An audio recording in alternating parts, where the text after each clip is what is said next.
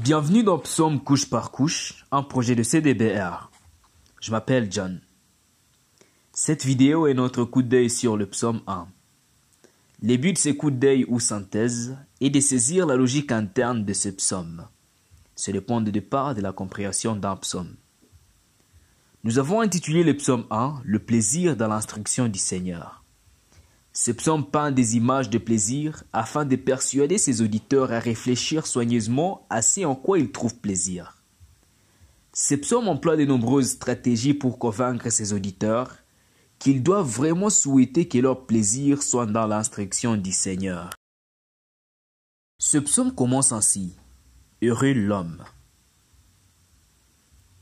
Dès le début, nous avons besoin de quelques informations de fond. Quel est le contexte pour aborder la question de savoir qui est heureux? Le contexte du psaume 1 est celui des gens qui se demandent qui est vraiment heureux. En termes des canons de l'Ancien Testament, Malachie précède immédiatement les psaumes. L'un des termes principaux de Malachie est cette même question. Qui est heureux? Servir Dieu suffit-il, disent plusieurs. On appelle des arrogants heureux. Les méchants prospèrent. Il s'agit d'un défi assez sérieux à la question de savoir si Dieu et son instruction valent la peine. Ce psaume va contester l'hypothèse selon laquelle les méchants sont les heureux, les chanceux. Donc, selon ce psaume, qui est vraiment heureux? La personne heureuse, ou tout simplement l'heureux, est celui qui ne suit pas les conseils des personnes méchantes. Voir la petite personne verte qui marche dans la direction indiquée par la personne grise, avec un X rouge à travers elle. La personne heureuse ne se tient pas dans la démarche des personnes pécheresses, c'est-à-dire ne prend pas part à leur démarche. Voir la petite personne verte qui suit le chemin de la personne grise, avec à nouveau un X rouge. L'heureux ne s'installe pas dans la conduite des personnes insolentes. Voir le petit vert qui approuve ce que propose la personne grise, encore une fois avec une croix rouge. En bref, la personne heureuse est celle qui rejette tous les conseils et toutes les idées des méchants. Et qu'est-ce qui est si important dans le fait de rejeter les conseils ou les orientations des méchants? Remarquez d'abord que le verset comporte 3 actions. Marcher, se tenir debout, s'installer. Ces actions donnent l'image d'un voyage. Voyons pourquoi. Il y a une métaphore étendue dans ce verset. Cette métaphore stipule que le développement du caractère est un voyage. L'idée est que, de la même manière que la destination d'un voyage est déterminée par les indications ou les directions initiales, le développement du caractère des gens est déterminé par les indications ou les orientations qu'ils suivent.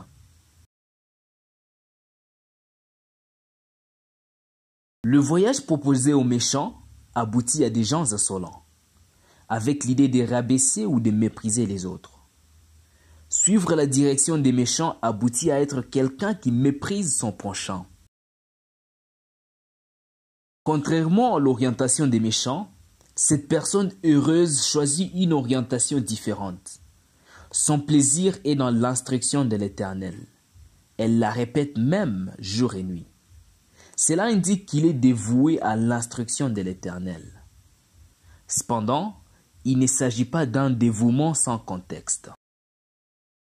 Ce dévouement en termes de répétition ou méditation quotidienne de l'instruction du Seigneur, ou de la loi ou du Torah, est spécifiquement associé aux dirigeants d'Israël. Josué et les rois cités en Deutéronome ont reçu l'instruction de méditer jour et nuit les instructions du Seigneur. Ici, ce psaume étend l'exhortation à la méditation à tous ses destinataires. Le résultat de tous ces temps passés à suivre les instructions du Seigneur est illustré de manière botanique. L'heureux devient comme un arbre. Et pas n'importe quel arbre, mais un arbre qui donne ses fruits en saison, dont le feuillage ne se fane pas et qui réussit en tout. C'est une description tout à fait merveilleuse d'un arbre. Tout cela grâce au fait qu'il est transplanté sur les courants d'eau. Cette eau fait toute la différence. Tout comme l'orientation méchante a fait toute la différence dans les cheminements du développement du caractère, ici l'eau fait toute la différence dans la vie de l'arbre.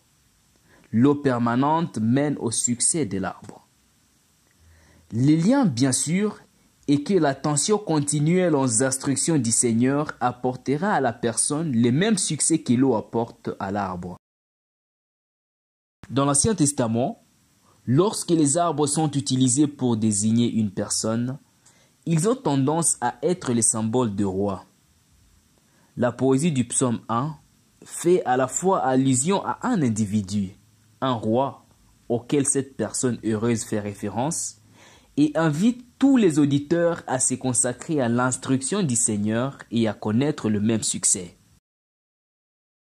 Ceci complète la première section qui nous parle de la personne heureuse. Elle rejette les conseils des méchants, elle se consacre aux conseils des dieux et elle prospère. C'est ce que l'on attendait depuis longtemps du roi et dont Josué a été un modèle, et que l'on propose maintenant à quiconque veut être considéré heureux ou chanceux. Nous passons maintenant à la section suivante. Il n'en est pas de même des méchants. Cette expression « il n'en est pas de même » signifie qu'ils ne doivent pas être considérés comme heureux. Au contraire, ils sont comme la paille que le vent dissipe. Pour comprendre ce verset, nous devons savoir certaines choses sur le vanage et la paille. La paille, c'est l'enveloppe extérieure du grain, qui croît en même temps que ce grain. Puis vient le temps de la moisson et le grain est récolté. Lors du battage, la paille est détachée du grain. Le vanage consiste en fait à séparer la paille du grain. Cette opération est souvent effectuée à l'aide du vent. La paille est légère et elle est emportée par le vent, laissant derrière elle les grains désirables. Ici, au verset 4, les méchants sont comparés à la paille qui est emportée par le vent. Cela suggère que les justes peuvent être comparés aux grains désirables qui restent. Ce qui est mis en évidence dans ce verset, c'est que la paille ne survit pas au processus de vanage. Le verset 5 poursuit cette idée que les méchants sont séparés des justes. C'est pourquoi les méchants ne tiendront pas ferme dans l'épreuve et les pécheurs ne se tiendront pas dans l'assemblée des justes. Ici, les méchants seront confrontés au jugement et ils seront trouvés défaillants. Ils ne pourront donc plus faire partie de l'assemblée des justes. Tout comme le grain et la paille poussent l'un à côté de l'autre jusqu'au jour où ils sont séparés, de la même manière les justes et les méchants se développent l'un à côté de l'autre, jusqu'au jour où ils sont séparés. Rappelez-vous comment, en Malachie, beaucoup de gens pensaient que les méchants semblaient prospérer et les appelaient même heureux. Le verset 4 et 5 de ces psaumes montrent qu'ils prospèrent effectivement pendant un certain temps aux côtés des justes, tout comme la paille prospère aux côtés du grain. Mais il y a une limite à leur prospérité, car le jugement viendra. Les méchants ne tiendront pas bon, ils ne seront pas acquittés. Ils seront expulsés des justes. Et c'est pourquoi ils ne doivent pas être appelés heureux. Ce n'est pas parce qu'ils ne prospèrent jamais, c'est parce que leur jour vient où ils ne tiendront pas debout.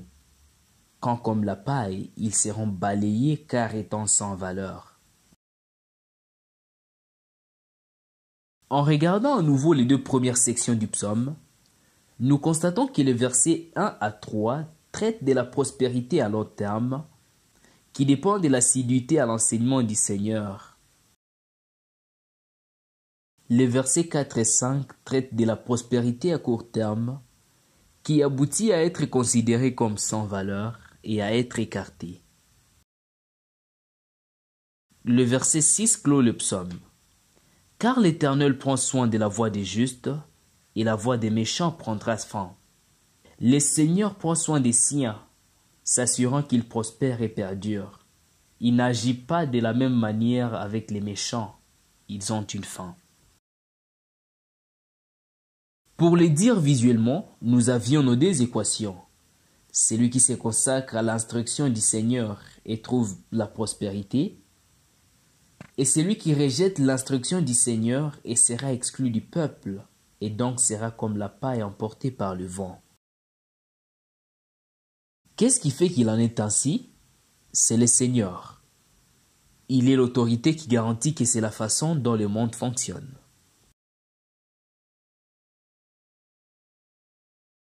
Ceci commence à répondre au problème que nous avons abordé tout au début. Les méchants semblent prospérer, les gens appellent les méchants heureux. Mais les gens ne voient pas toute l'histoire. L'histoire complète est que le Seigneur est à l'œuvre et c'est lui qui dirige chaque parcours vers sa destination finale. Même si les méchants semblent prospérer, les fidèles diront que les justes sont les heureux, car ce sont les justes dont la destination finale de la prospérité est assurée.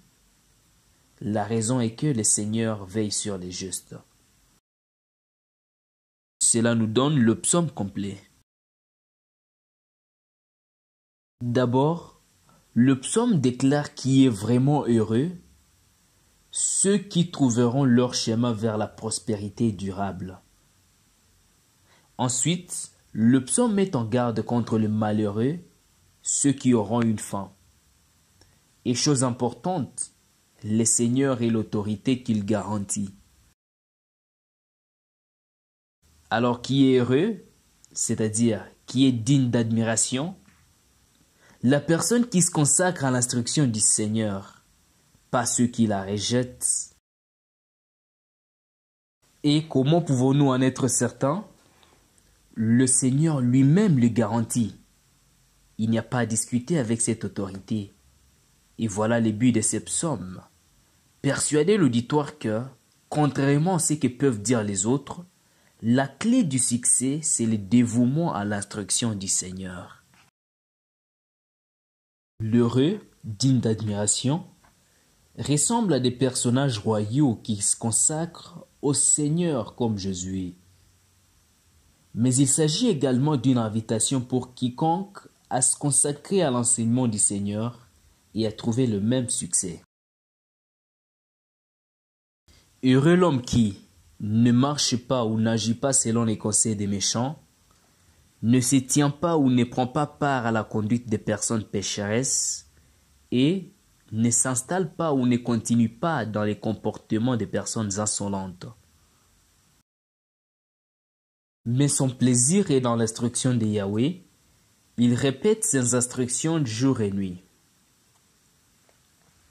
Il deviendra comme un arbre planté sur des courants d'eau, qui donne son fruit en sa saison, dont le feuillage ne flétrit pas, et qui réussit dans tout ce qu'il entreprend. Il n'en est pas de même des méchants. Ils sont plutôt comme la paille qui les vent dissipe. C'est pourquoi les méchants ne tiendront pas dans les jugements, et les pécheurs ne se tiendront pas dans l'assemblée des justes. Car Yahweh prend soin de la voie des justes, et la voie des méchants prendra fin. En bref, quel est le secret de la réussite? Qui doit être déclaré heureux? Ceux qui se consacrent à l'enseignement du Seigneur, et non ceux qui le rejettent. Parce que le Seigneur lui-même se tient derrière, dirigeant chaque chemin vers sa destination.